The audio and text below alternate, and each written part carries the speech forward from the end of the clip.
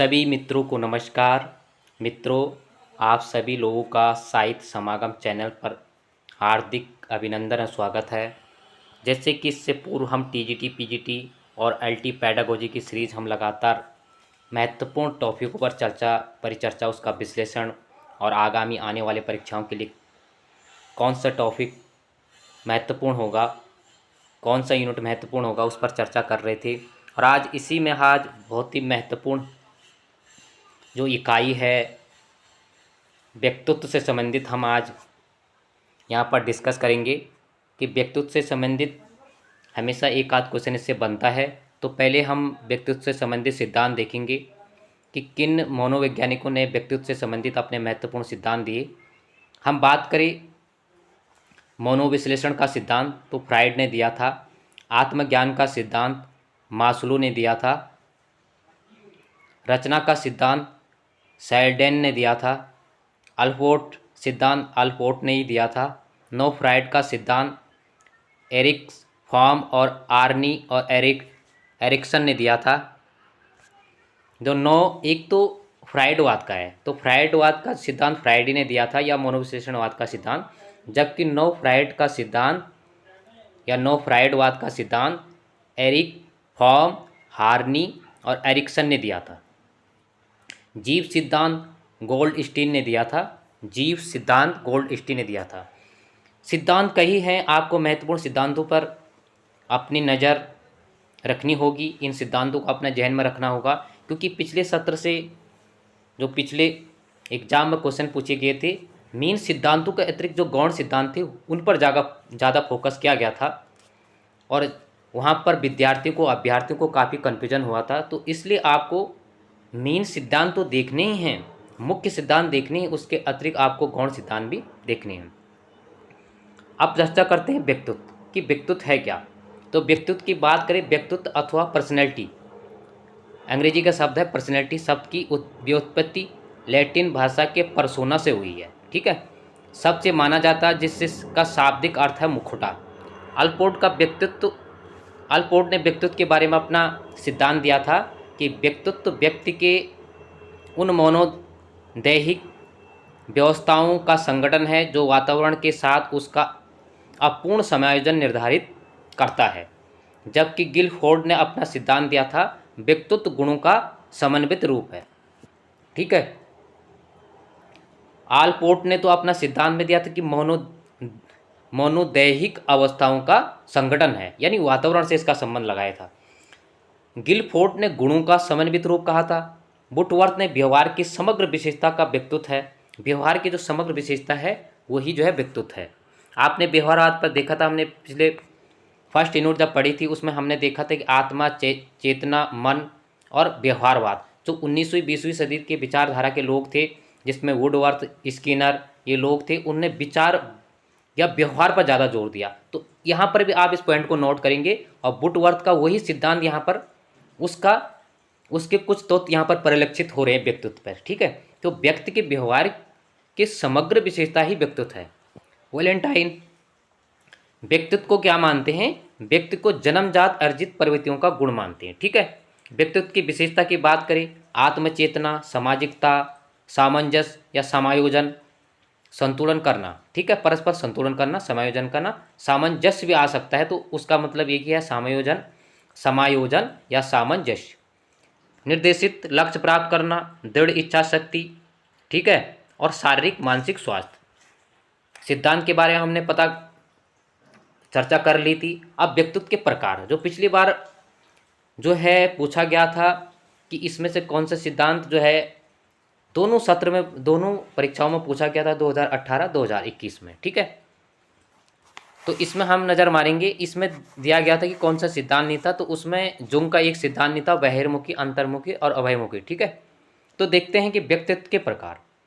तो जुंग के अनुसार व्यक्तित्व के 3 प्रकार हैं। इन्होंने सामाजिक दृष्टिकोण पर अपना विचार दिया था। ठीक है, सामूहिक अचेतना संप्रत्याय का भी इन्होंने अपना आकलन किया था। तो इनका पहले सिद्धांत था बहिर्मुखी, अंतर्मुखी और अभयमुखी। इन्होंने 3 प्रकार के व्यक्तित्व के गुण बताए थे, बहिर्मुखी, अंतर्मुखी और अभयमुखी। फ्राइड की बात करें तो फ्राइड का जो वर्गीकरण था उसने लिबोडो लिबोडो काम प्रेरणा से, लिबोडो काम प्रेरणा से उनका सिद्धांत था। और फ्राइड की बात करें, इन्होंने भी 3 सिद्धांत दिए थे, ठीक है, संरचना के आधार पर। कौन से दिए थे? इदम, अहम, परा अहम, ठीक है। अगर हिपोक्रेट्स ने भी शारीरिक द्रव्य के आधार पर अपनी सिद्धांत दिया था, अल्पोर्ट ने आंतरिक गुणों के आधार पर दिया था, ठीक है। व्यक्तिगत संगठन का चेतना इन्होंने 2 आधार पर दिया था। किसने? एक तो उन्होंने वर्गीकरण किया था काम प्रेरणा संरचना के आधार पर, ये व्यक्तिगत संगठन के आधार पर फ्राइड ने। तो संरचना के आधार पर फ्राइड का क्या था? इदम, अहम, प्राअहम, हमेशा पूछा जाता, पिछली बार भी क्वेश्चन पूछा गया था। जबकि संगठन के आधार पर उनके क्या थे? चेतना, अर्धचेतना और अवचेतन, ठीक है। अगर मन की बात करें तो उन्होंने कहा कि चेतन मन में 10% बातें आती है, अर्धचेतन में 50 से 60% बातें आती है, जबकि अचेतन में उन्होंने 30 से 40% बातों का संग्रह दिया था। एक कैटिल का सिद्धांत आता 16F, ठीक है। तो ये सील गुण से संबंधित था। मैंने पूर्व में भी कहा था 17 वर्ष से ऊपर वालों के व्यक्तित्व के लिए यह था, ठीक है। अब हम निष्पत्ति परीक्षण विधि, ये हार्टशॉर्न ने दिया था, हार्टशॉर्न ने यह सिद्धांत दिया था स्याही धब्बा परीक्षण वाला। तो इसमें नहीं, ये निष्पक्ष परीक्षण विधि हार्टशॉर्न ने दी थी, जबकि स्याही धब्बा रोसाई ने दिया थी, हार्मन रोसा ने दिया था, जिसमें 10 कार्ड थे, 5 कार्ड काले थे, 2 कार्ड काले और लाल थे और 3 कार्ड अनरंगों के थे इसमें, ठीक है। टेट की बात करें, प्रासंगिक अंतर्बोध परीक्षण मोरे और मॉर्गन द्वारा यह दिया गया था। इसमें 30 कार्ड दिए गए थे, 30, इसमें से 30 कार्ड ही 31, कहीं पर 31 कार्ड भी, इसमें पूरा 31 कार्ड थे इसमें। तो 30 कार्ड कलर थे, एक सादा कार्ड था, और जो सादा कार्ड था 16 नंबर का कार्ड क्या था इसमें? सादा कार्ड था इसमें।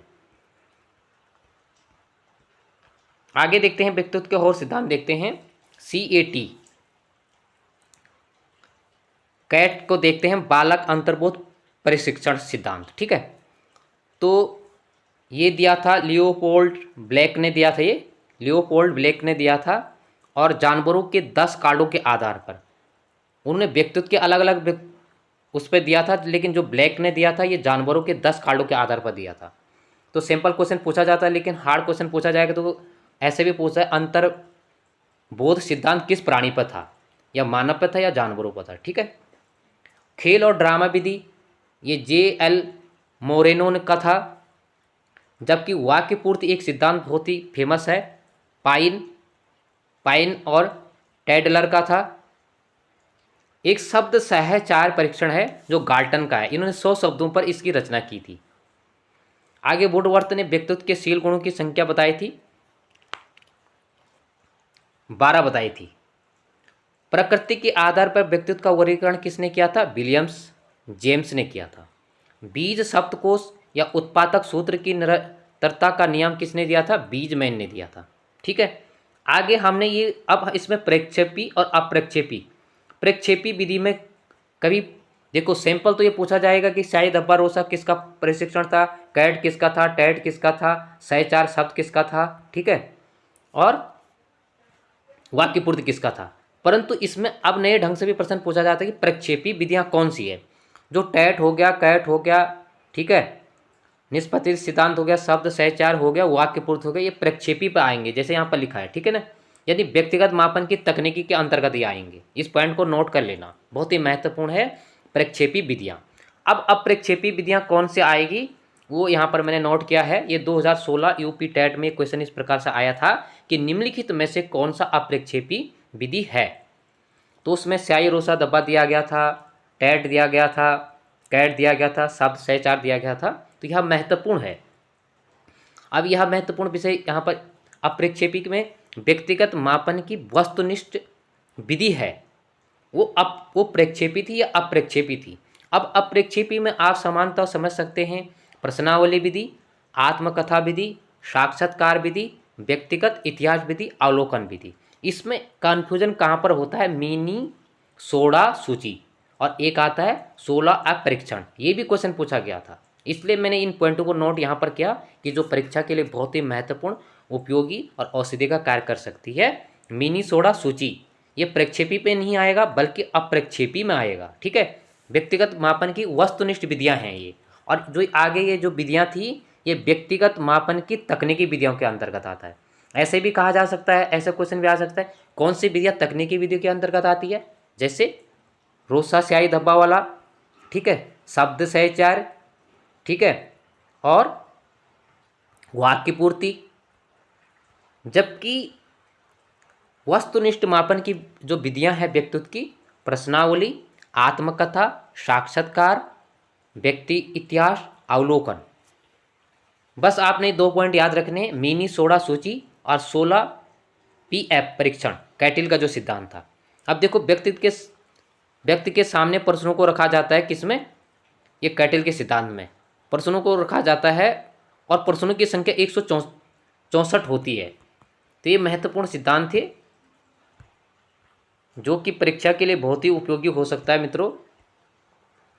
तो टॉपिक थोड़ा छोटा था लेकिन महत्वपूर्ण इसलिए था कि आप इन पॉइंटों को याद रखेंगे, ठीक है। और मेन ये व्यक्तित्व के सिद्धांत भी आप नोट करेंगे, मनोविश्लेषणवादी सिद्धांत जैसे फ्राइड का हो गया, आत्मज्ञान मास्लो का हो गया, और रचना का सिद्धांत सैडेल का हो गया, नो फ्राइड का, एरिक फॉर्म का हो गया, हार्नी का होगा, एरिकन्स का हो गया। जबकि जीव सिद्धांत किसका होगा, गोल्ड स्टेन का होगा। एक आ गया सील गुण, जो 16 सील गुणों में कैसे था, जैसे ईमानदारी हो गया, सत्यता हो गया, सहयोग हो गया, परोपकारी हो गया।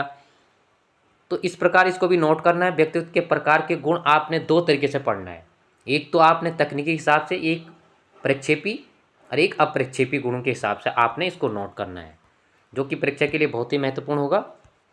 आज के लिए इतना ही, अगला टॉपिक लेकर हम फिर प्रस्तुत होंगे।